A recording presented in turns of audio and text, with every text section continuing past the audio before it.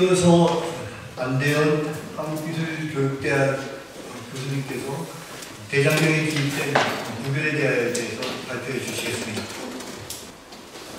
네, 안녕하십니까. 한국기술교육대학교에서 강의를 하고 있는 안대현입니다.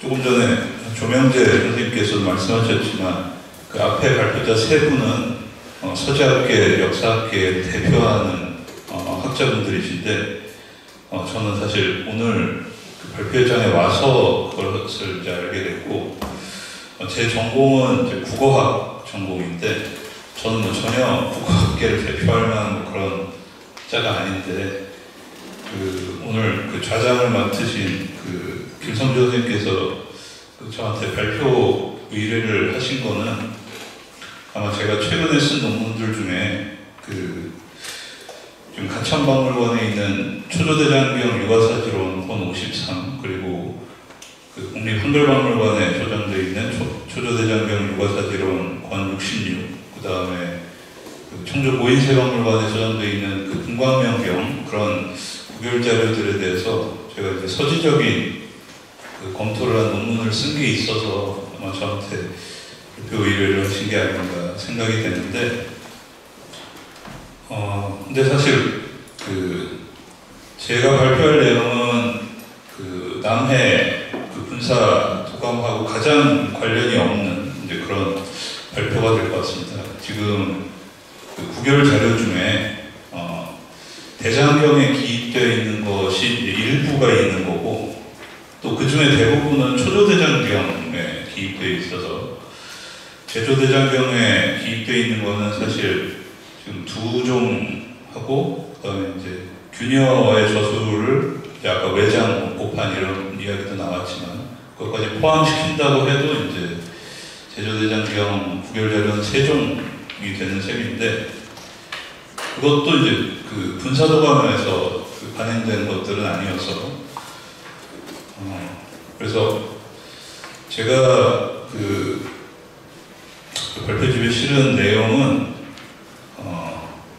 대장경하고 이제 구별하고 어떤 관련이 있나 하는 것을 좀 개괄적으로 쓴 논문입니다. 그래서 어차피 남의 분사도감하고 관련이 없어서 좀 구체적이고 치밀한 논의를 해도 관련성이 없을 것 같아서 좀 크게 대장경하고 구별과의 관련성을 좀 이야기했는데 사실 이것도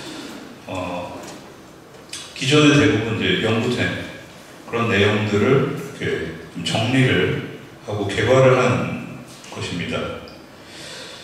그래서 그 본문 부분은 사실 이미 뭐 남풍현 선생님이라든가 여기 계신 남고현 선생님이라든가 이런 분들이 연구를 해놓으신 부분들도 만나서 제 문제의식과 관련해서 일단 어린말 부분을 좀 읽어보고 그 다음에 본문 부분은 좀 넘어가면서 시간도 이제 절약할 겸 그렇게 보도록 하겠습니다. 대장경은 이제 불교 경전의 총칭으로 부처님의 말씀을 집대성한 것입니다. 석가모니 즉 고타마 시다르타가 사용했던 오어는 인도 동부지방의 마가다어였을 것으로 추정이 됩니다. 그리하여 처음에는 부처님 말씀이 이제 마가다어와 같거나 비슷한 언어인 팔리어로 결집돼서 팔리어 삼장이라고 불리고 있는데 그 팔리어는 이제 문자가 없어서 암송으로 구전되다가 스리랑카에서 이제 결집이 이루어질 때 싱할라 문자로 시작했습니다. 그리고 인도 카슈미르에서 이제 버머 즉 산스크리트어로 결집이 이루어지고 그것이 이제 데바나가리로 씌워져서 이제 버머 대장경이 성립되었고 이것이 이제 중국과 티베트에 전해져서 중국어로 번역되고 한문으로 쓰여진 한역 대장경 그리고 티베트어로 번역되고 티베트 문자로 쓰여진 서장 대장경이 성립되었습니다. 이와 같이 여러 종류의 대장경이 성립된 이유는 이제 불교 경전에 담겨있는 내용을 알고 싶어하는 사람들이 사용하는 언어와 문자가 이제 지역에 따라 서로 달랐기 때문입니다. 그런데 이제 중국에서 한역대장경이 성립된 이후에 사본대장경이 전해지다가 이것은 손으로 일일이 베껴 쓰는 방식이었기 때문에 체계하기가 어렵고 이제 일시 조선에서 널리 보급하기 힘들다는 약점이 있어서 중국에서 이제 인쇄술이 발명되면서 그 한약대장경이 이제 목판으로 간행되기 시작합니다. 그래서 아까도 많이 이야기가 나왔지만 이제 개보집판 그 대장경이 나오고 그것을 바탕으로 해서 이제 초조대장경, 그다음에 그 이후에 제조대장경 이런 것들이 이제 간행이 됐고 그런데 이제 이렇게 그 한반도에서 한자와 인쇄술을 수용함으로써 고려에서 체계화된 불교 경전을 가질 수 있게 되었다는 점에서 긍정적인 측면이 있는 반면에, 하지만 그것이 이제 우리의 언어와 문자로 이루어진 불교 경전을 가질 수 있게 된 것은 아니었습니다. 그건 뭐 우리가 우리말을 적을 수 있는 문자를 당시에 가지고 있었던 게 아니었기 때문에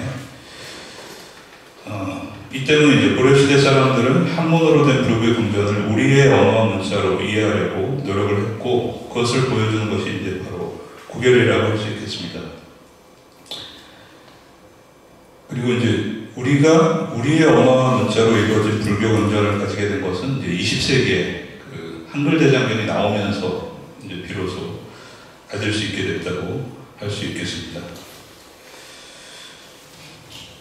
그래서 고려시대 사람들이 그 한역 불전, 그것을 어떻게 이해했나 하는 것을 보여주는 것과 관련해서 134페이지부터 여러 그 기록들을 살폈는데, 우선 그 이규경이 그 19세기에 쓴 문집인 오주연문장전상고에 구결에 대해서 설명을 하고 있는데, 중국에서는 그 한문 원문에 구두만 찍어서 읽지만 우리나라에서는 거기 이제 토를 달아서 읽는다. 그래서 그것을 구결이라고 한다 하는 내용이 그 실려 있습니다.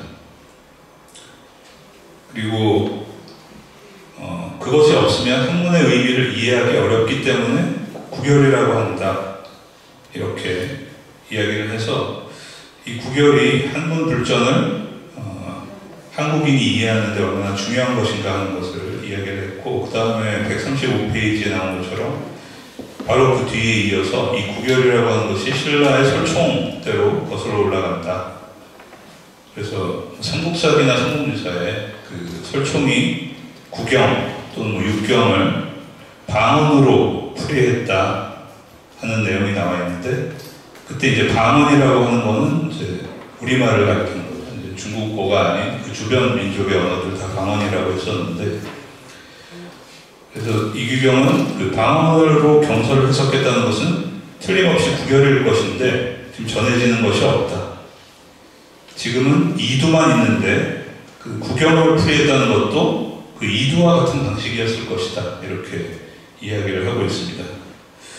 그리고 이렇게 이규경 당시에 사용되던 이제 음독구결과 다른 이두 같은 방식의 구결이었을 거라고 추정한 것이 이제 실물로 나타난 것이 1973년에 구역인왕경이라고 부르는 구결 자료가 발견되면서 우리가 알고 있었던 기존에 뭐 유붕이 자원방래하니 이런 식의 구결이 아닌 우리말로 풀어있는 구결이라고 하는 게 이제 처음 발견이 되게 됩니다. 그리고 이제 남평 선생님이 그 이후에 그 의상과 관련된 그 기록을 제시를 하셨는데, 그러니까 설총보다 한 세대 윗세대죠, 의상이라고 하면. 그래서 그 대각국사 의천이 그 신편 제종묘장 총록에서 이런 이야기를 했습니다. 그 송고순전의 이제 의상전에 보면 붓으로 허리띠에 쓰기도 하고 나뭇잎에 새기기도 하고, 그래서 이제 제자들이 이 의상이 강의한 것을 이제 묶어서 그 책을 만든 것이 있는데, 다만 당시에 모은 것은 문체가 좋지 못해서 장구의 수준이 낮고 방언이 섞여 있었다. 그러니까 우리말이 섞여 있었다는 거죠. 아마도 이것은 큰 가르침을 처음 시작할 때 근기를 따르려고 애쓴 것일 터이니 훗날 분자가 마땅히 윤세를 가해야 한다. 그래서 방언이 섞인 것은 근기가 낮은 중생들을 위해서 그렇게 말씀하신 것이고, 그러니까 나중에 그 그걸 손질해서 방언 부분을 고쳐야 된다, 이런 이야기를 한 부분이 나와 있습니다. 그 다음에 이제 신라의 의상 이후 이제 고려의 화엄종, 균여와 관련해서 이제 균여의 저술들이 아까도 이야기했지만 그 제조대장경 5판 실려 있는데, 거기 그것과 관련해서 이제 원래 방언이 그 섞여 있었던 것인데 그것을 이제 삭제했다 하는 기록들이 137페이지, 138페이지, 139페이지 그 지금 남아있는 균여의 저술들의 맨 뒤에 있는 발문에 나와 있습니다. 그런데 그 석화원 교분기 원통초 권 3회만 단 2문장이 방언, 즉 이제 구결로 쓴 문장이 이제 남아 있습니다. 그걸 이제 안병현 선생님이 그 찾아서 지적을 하셨는데, 그 부분이 140페이지, 141페이지에 나와 있는 부분입니다. 그래서 혹유 뒤에 이제 같을 여자를 썼는데, 이때는 이걸 같을 여자라는 한자로 쓴 게 아니고 다라고 하는 우리말 종결 어미를 나타내기 위해서 이제 같을 여자를 쓴 것이고, 불성은의 은도 숨다라는 의미가 아니고 이제 우리말 조사 은을 나타내기 위해서 은을 쓴 것이죠. 그래서 이런 예가 지금 남아 있습니다.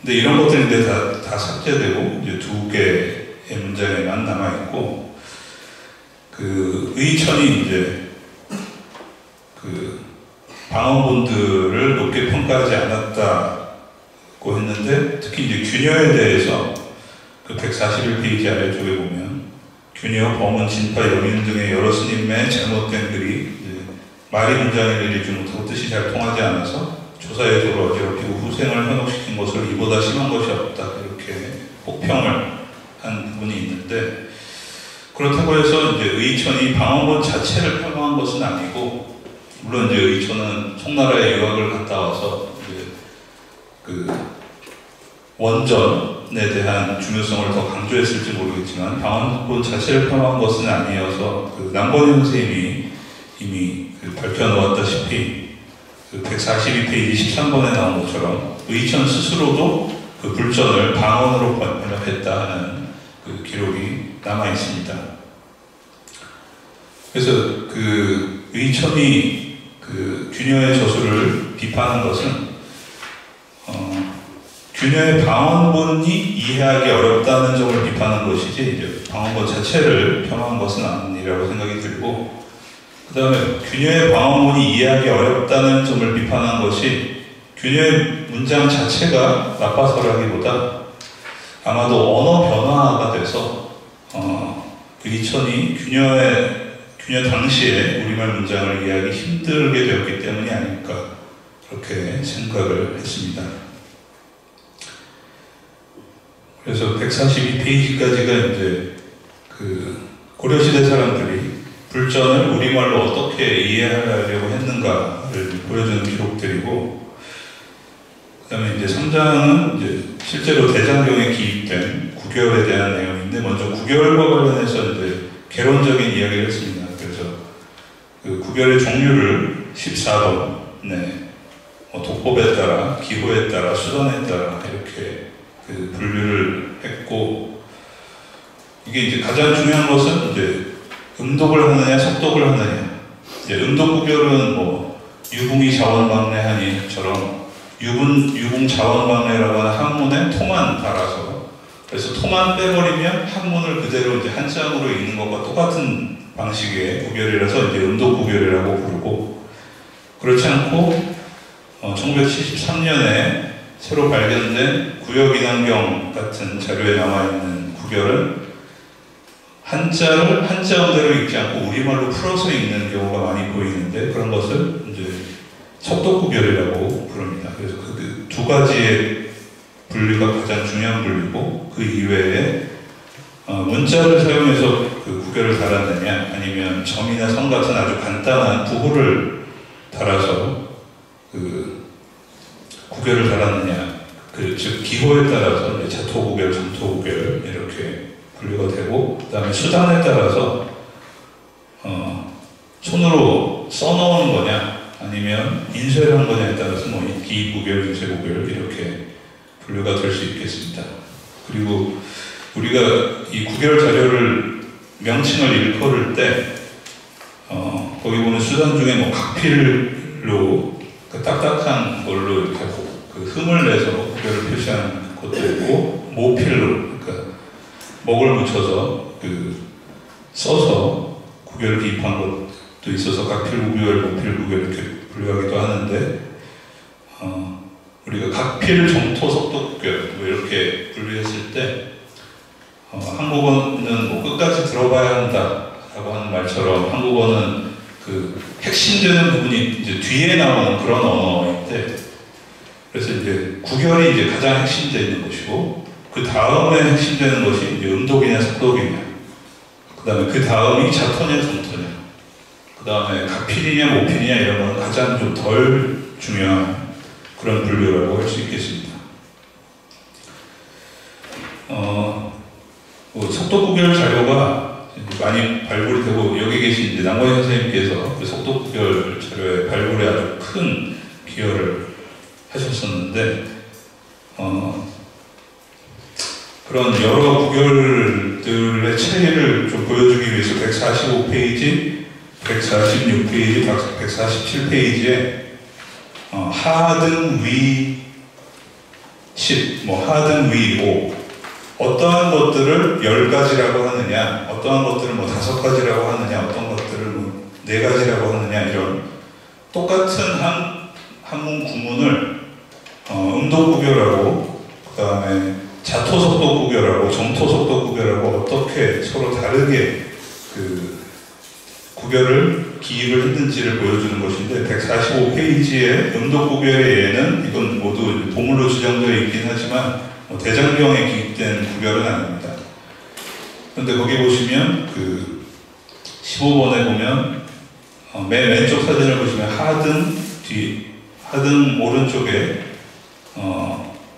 그 세로획 2개가 있는데, 이게 이제 주격조사 2를 나타내는 겁니다.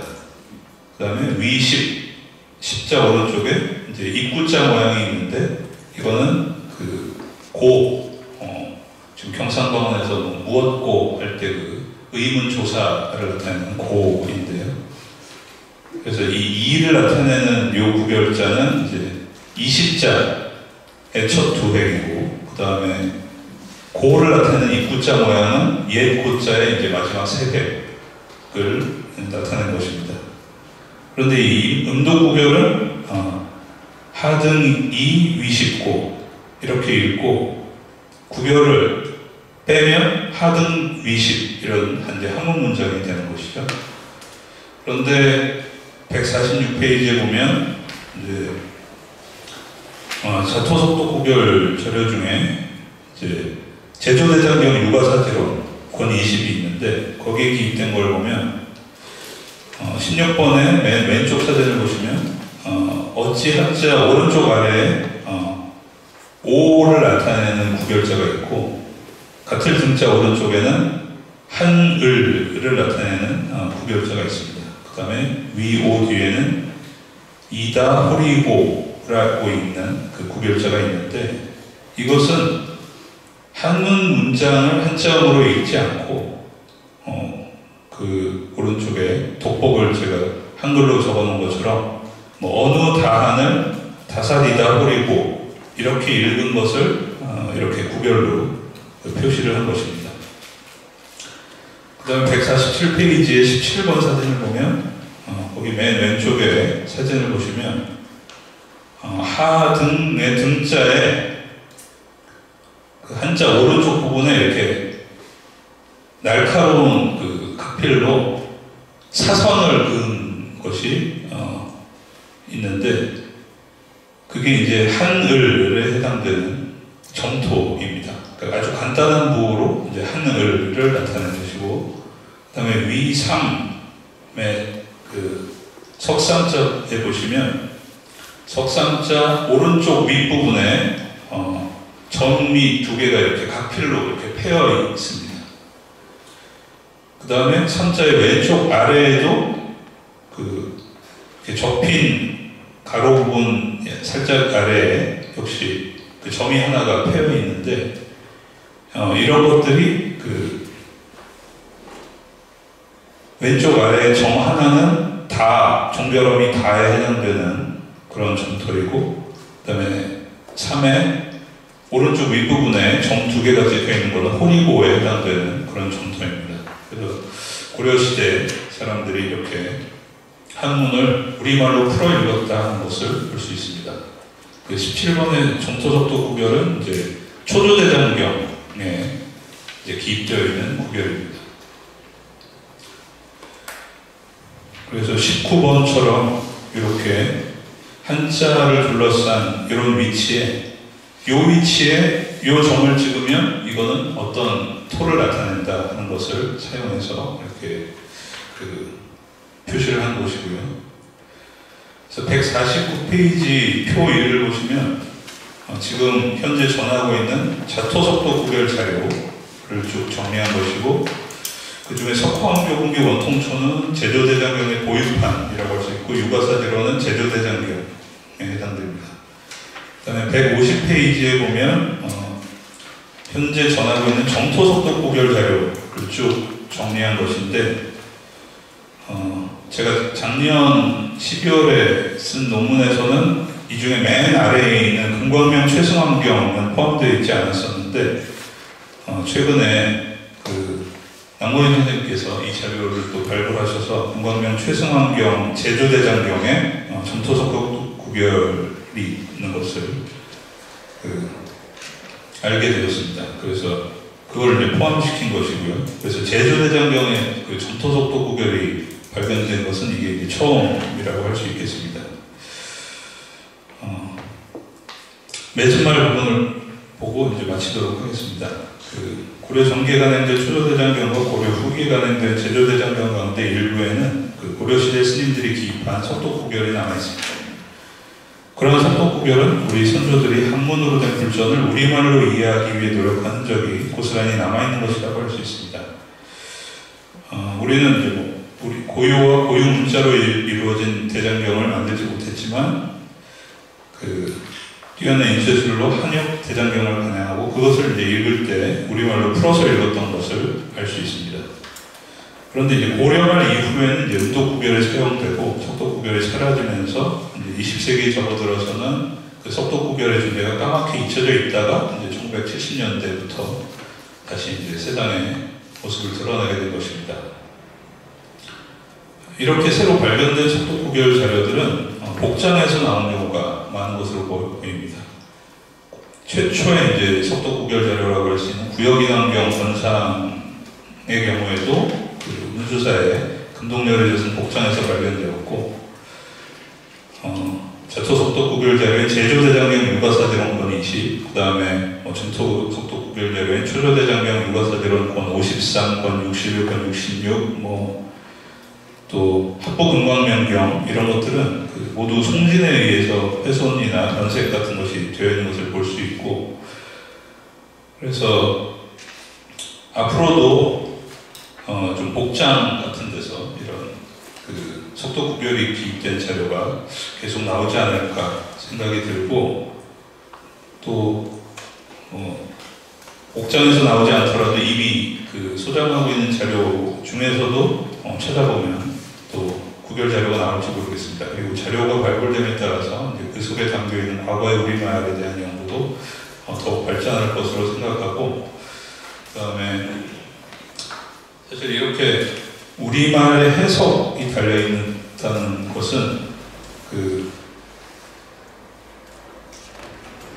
인쇄된 초조대장경, 제조대장경의 경우에 한편으로는 불전을 집대성한다는 의미, 또 그것을 체계화한다는 의미, 또 표준화한다는 의미가 있다고 생각이 드는데, 거기에 대해서 다시 우리말을 해석한 것을 덧붙이는 것은 다양한 해석을 하려고 하는 시도가 아닐까 생각이 들고, 실제로 이렇게 고려시대에 구별을 단 것들을 이렇게 읽어보면 현재 20세기의 한글 대장경에서 이제 불전을 번역한 것보다 더 정확한 해석을 보이고 있는 것들이 있습니다. 그래서 그런 점에서 고려시대 그 구결 자료에 가치가 있지 않을까 그런 생각을 하게 됩니다. 발표를 마치겠습니다. 네, 고맙습니다. 이제 마지막으로 시주일 박용식 경상대 교수께서 해주시겠습니다.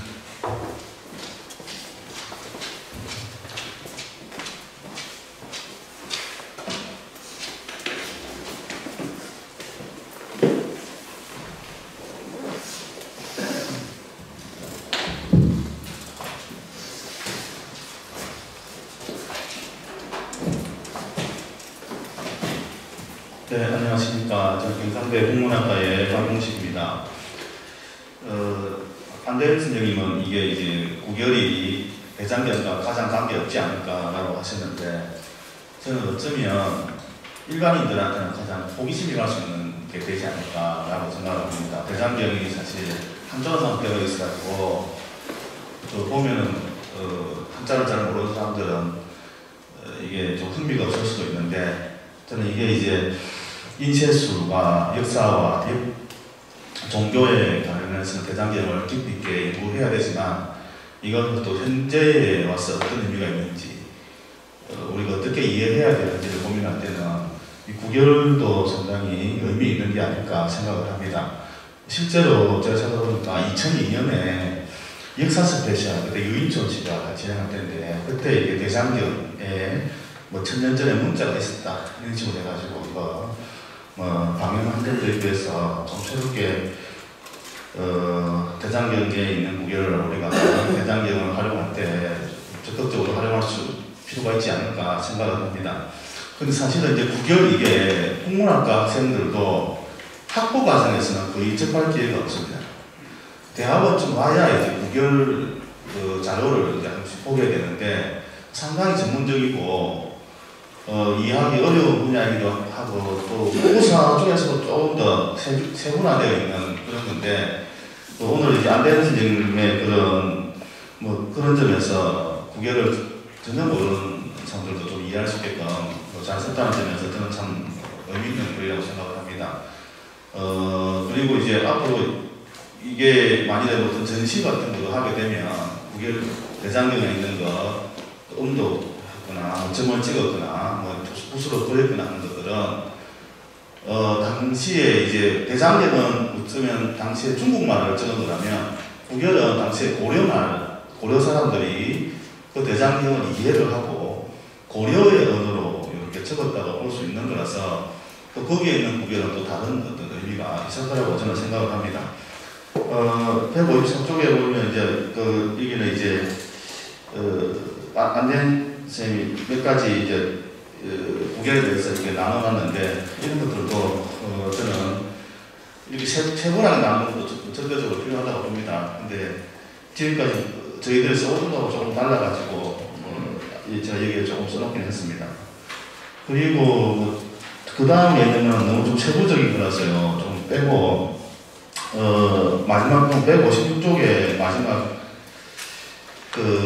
결론 부분을 읽으면서 이게 토론을 마무리 지으려고 합니다.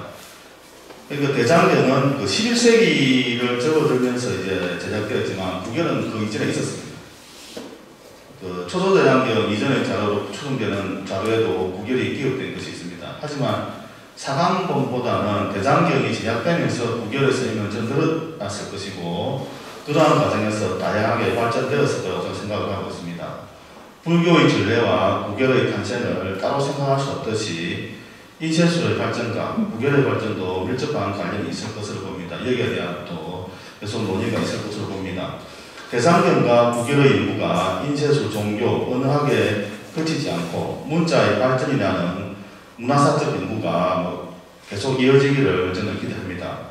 문자 발달사의 관점에서 대장경 구결이 차지하는 위치는 어떻게 가능할 수 있을지 저는 아주 중요한 가능성이 있다고 보고, 현재의 연구 성과에서도 이런 것을 계속 우리 국학자들은 추구해 나가고 그 대장경의 그 판각이 과거에 그친 것이 아니라 그것을 어떻게 현대에서 이해할 수 있는가를 고민해 볼 때 구결은 적어도 정시할 때 일반인들한테는 상당히 흥미로운 어떤 그런 재료가 되지 않을까라고 생각합니다.